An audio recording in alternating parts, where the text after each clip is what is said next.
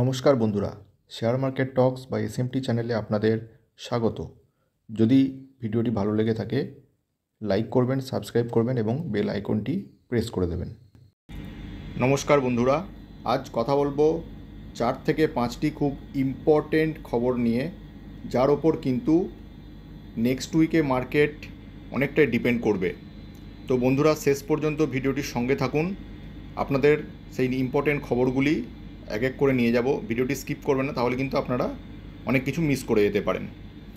প্রথমেই কথা বলবো নিফটি 50 ইন্ডেক্সকে নিয়ে। আপনারা যদি নিফটি 50 ইন্ডেক্সের দিকে দেখেন তাহলে লক্ষ্য করবেন লাস্ট ফ্রাইডেতে নিফটি 50 কিন্তু 22,000-এর ওপরে সাকসেসফুলি ক্লোজিং দিয়েছে এবং এই ফার্স্ট টাইম নিফটি কিন্তু 22,000-এর ওপরে ক্লোজিং দিল। এর আগেও 22,000 টাচ করেছিল, কিন্তু ক্লোজিং বেসিসে 22,000 কিন্তু ধরে রাখতে পারেনি। আপনারা যদি এর 6 মাসের চার্ট প্যাটার্ন দেখেন তাহলে অবশ্যই লক্ষ্য করবেন যে 6 মাসে কিন্তু নিফটি 50 প্রায় ইন্ডেক্স লেভেলে 14%-এর মতো রিটার্ন দিয়েছে। সুতরাং একটা হিউজ রিটার্ন দিয়েছে নিফটি। সুতরাং এটাই দেখার যে নিফটি 22,000 লেভেল ধরে রাখতে পারে কি না নেক্সট উইকে। কারণ আপনারা যদি এফআইআই ডিআই এর টোটাল বাইং এবং সেলিং ডেটা দেখেন তাহলে অবশ্যই লক্ষ্য করবেন যে এফআইআই কিন্তু ফেব্রুয়ারি মাসে খুব বড় বড় সেলিং করেছে। দেখুন, 15ই ফেব্রুয়ারিতে 3,000 সেলিং করেছে, 14ই ফেব্রুয়ারিতে প্রায় 4,000-এর কাছাকাছি নেট সেলিং হয়েছে, 8ই ফেব্রুয়ারিতেও কিন্তু প্রায় 5,000 কোটি টাকার মতো নেট সেলিং করেছে।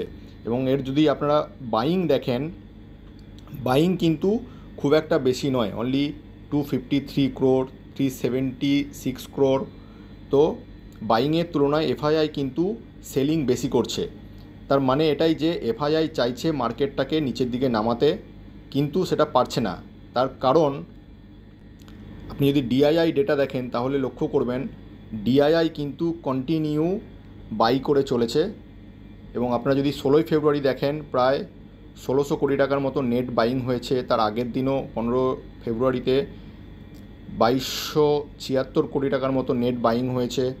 সেম 14ই ফেব্রুয়ারিতেও যদি দেখেন প্রায় 3,000 কোটি টাকার মতো নেট বাইং হয়েছে।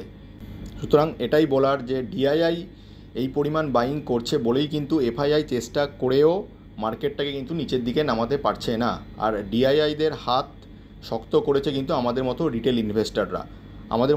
ইনভেস্টাররা কিন্তু কন্টিনিউ মার্কেটে টাকা ঢেলে যাচ্ছে, সে ডাইরেক্টলি হোক বা মিউচুয়াল ফান্ডের থ্রু দিয়েই হোক। আর সেই জন্যই ডিআইআই কিন্তু কন্টিনিউ বাই করে চলেছে এবং মার্কেটকে সাপোর্ট দিয়ে চলেছে। নইলে এফআইআই কিন্তু যেভাবে সেলিং করছে মার্কেট কিন্তু এই লেভেলে থাকার কখনোই কথা না। সেই সঙ্গে আপনারা যদি অপশান মার্কেটের ওপেন ইন্টারেস্ট দেখেন তাহলে লক্ষ্য করবেন যে 22,000-এ কিন্তু একটা মেজর সাপোর্ট আছে। তার কারণ 22,000 লেভেলে আপনারা যদি দেখেন যে ম্যাক্সিমাম কিন্তু বাইং সাইডেও সাপোর্ট আছে, ভলিউম সাপোর্ট 20,64,380টার মতো ভলিউম আছে বাইং সাইডে, মানে কল সাইডে। একইভাবে আপনারা যদি সেলিং সাইডেও দেখেন, সেলিং সাইডেও কিন্তু বা পুট সাইডে যদি দেখেন, পুট সাইডেও কিন্তু 22,000 যে ইন্ডেক্স লেভেল আছে, 22,000 ইন্ডেক্স লেভেলে প্রায় 22,03,596টার মতো ভলিউম আছে। সুতরাং আপনারা লক্ষ্য করছেন যে 22,000-এ নিফটি কিন্তু একটা মেজর সাপোর্ট আছে। সুতরাং এটাই দেখার যে নিফটি 22,000 সাপোর্টটিকে ধরে ওপরের দিকে আরও এগোতে পারে কি না, না নিচের দিকে সাপোর্ট ভেঙে নিচের দিকে নামবে। আর আপনারা জানেন যে মার্কেট এত হাই লেভেলে থাকার জন্য এখন সামান্য কিছু বাজে খবর কিন্তু মার্কেটকে নিচে নামানোর জন্য যথেষ্ট। সেই জন্য ইনভেস্টর এবং ট্রেডার হিসেবে আমাদের সকলকে অনেক কসাস থাকতে হবে, যেহেতু মার্কেট এখন খুব আপার জোনে চলছে।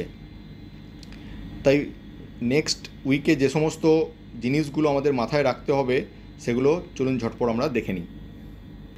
বন্ধুরা, নেক্সট উইক কিন্তু আমাদের অবশ্যই নজর থাকবে আরবিআইয়ের দিকে।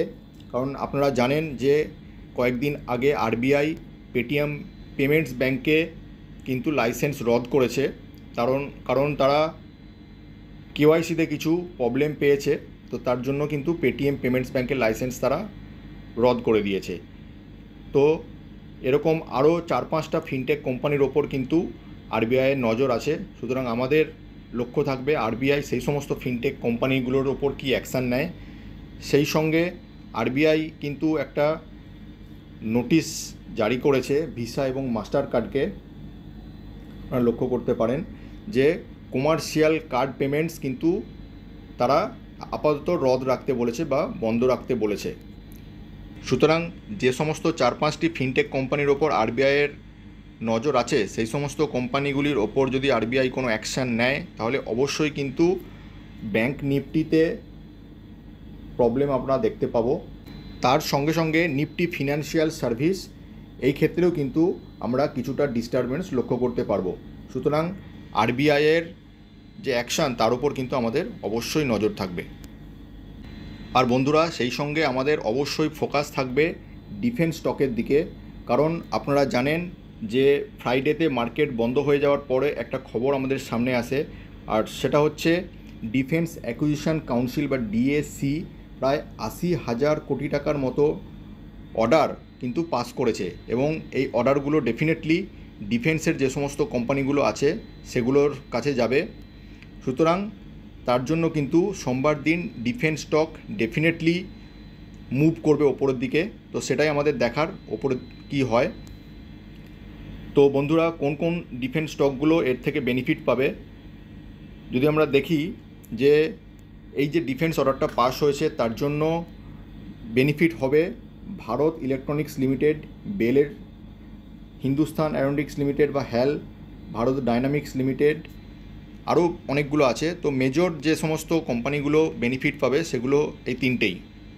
সুতরাং আপনারা অবশ্যই ডিফেন্স স্টকের দিকে সোমবার দিনকে নজর রাখবেন, ডিফেন্স স্টক কী রিয়াকশান দেয় এই নিউজের। তবে অবশ্যই একটা বিগ ডিসক্লেমার দেবো, সেটা হচ্ছে এটা কোনো ইনভেস্টমেন্ট রেকমেন্ডেশান নয়। আমি আপনাদের ডাইরেক্টলি কিন্তু রেকমেন্ড করছি না এটা ইনভেস্ট করার জন্য। যা নিউজ এসছে সেটা নিয়ে আমি আপনাদের শেয়ার করলাম এবং আমার যেটা মতামত সেটা আমি জানালাম। আপনারা অবশ্যই নিজস্ব রিসার্চ করবেন, যেটা আমি বারবার বলে থাকি, তারপরে কিন্তু আমরা মার্কেটে ইনভেস্ট করবেন। চলুন বন্ধুরা, আজকে এই পর্যন্তই ছিল। সোমবার দিনকে দেখব মার্কেট কোন দিকে মুভ করে, মার্কেট 22,000 লেভেল ধরে রাখতে পারে কি না, সেটাই আমাদের এখন দেখার। যদি 22,000 সাপোর্ট ধরে রাখে তাহলে কিন্তু মার্কেট আরও কিছুটা উপরের দিকে যাবে এই আশা রাখা যায়। থ্যাংক ইউ বন্ধুরা, এখনকার মতো এই পর্যন্ত। দেখা হচ্ছে পরের ভিডিও।